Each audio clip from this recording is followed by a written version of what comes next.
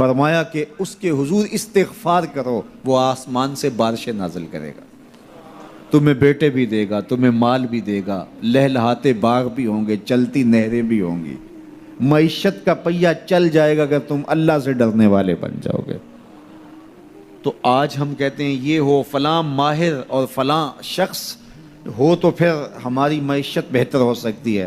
اللہ نے کہا استغفار کرنا سیکھ لو، میں تمہارے لیے رحمتوں کے دروازے کھول دوں گا، رحمتوں کے در کشادہ کر دوں گا، پیچیدگیاں ختم ہو جائیں گی، مشکلیں آسان ہونے لگیں گی اگر تم اللہ سے ڈرنا سیکھ جو، اس کے حضور استغفار کرنا سیکھ جو۔ اور اگر تم ایسا نہیں کرو گے تو تمہارے اوپر نیچے سے عذاب نازل ہوگا۔ وَهُوَ الْقَادِرُ، وہ اس بات پہ قادر ہے، ان یبعث علیکم عذاباً، کہ وہ تمہارے اوپر عذاب نازل کرے، تمہارے اوپر سے، تمہارے نیچے سے۔ اللہ اکبر۔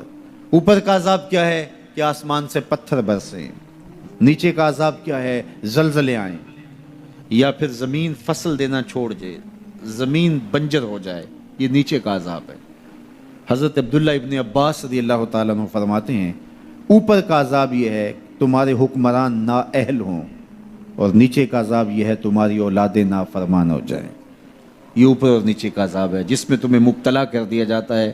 یہ کب ہوتا ہے؟ جب تم اللہ کے حکموں کے نافرمان ہو جاؤ۔ جب چند لوگ اللہ کے نافرمان ہو جاتے ہیں تو پھر ان چند لوگوں کو انفرادی اذیتوں میں اور مشکلات اور پیچیدگیوں میں مبتلا کیا جاتا ہے۔ لیکن جب کوئی قوم من حیث المجموع اللہ کے حکموں کو توڑتی ہے اور اس کے حکام سے روح گردانی کرتی ہے تو پھر پوری قوم کو مشقتوں میں، اذیتوں میں، تکلیفوں میں مبتلا کر دیا جاتا ہے۔ اس کا علاج کیا بتایا؟ استغفار۔ حضرت نوح علیہ السلام نے جو اپنی قوم سے کہا تمہیں مال بھی ملے گا، تمہیں دولت بھی ملے گی، تمہیں بیٹے بھی ملیں گے، سرسبز جو ہے وہ باغات بھی نصیب ہوں گے، ان کی شاخیں پھلوں سے لدی ہوئی ہوں گی، چلتی ہوئی نہریں اور برستی ہوئی بارش، ساون کے نچڑتے ہوئے بادل، اور ماحول کی خنکیاں اور خوبصورتیاں اور جمال اور لہلہاتے ہوئے سبزے، اور تمہارے اوپر ہر طرح کی عنایات برسیں گی اگر تم اللہ سے ڈرنا سیکھ جاؤ گے اور اللہ کے حضور استغفار کرنا سیکھ جاؤ گے، تمہیں خوشحال اور خوبصورت زندگی عطا کر دی جائے گی۔ اللہ اکبر۔ لیکن اگر تم ایسا نہیں کرو گے تو تمہاری معیشت تنگ کر دی جائے گی۔ استغفار کریں، تقوی کے خوگر ہو جائیں، شکر کرنے کی عادت ڈالیں۔ جو شکر کرتے ہیں اللہ تعالیٰ ان کو اور زیادہ عطا فرماتا ہے، دنیا میں بھی اور آخرت میں بھی۔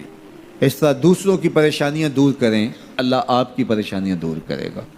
بانٹنے کا مزاج پیدا کریں، آپ کے پاس جو بھی ہے بانٹ دیں، علم ہے تو بانٹیں، خوشیاں ہیں تو بانٹیں، آپ کے پاس دولت ہے تو لوگوں کے دکھ اس دولت سے دور کرنے کی کوشش کریں۔ جب آپ بانٹنا شروع کر دیں گے تو آپ کا رب آپ کو عطا کرنا شروع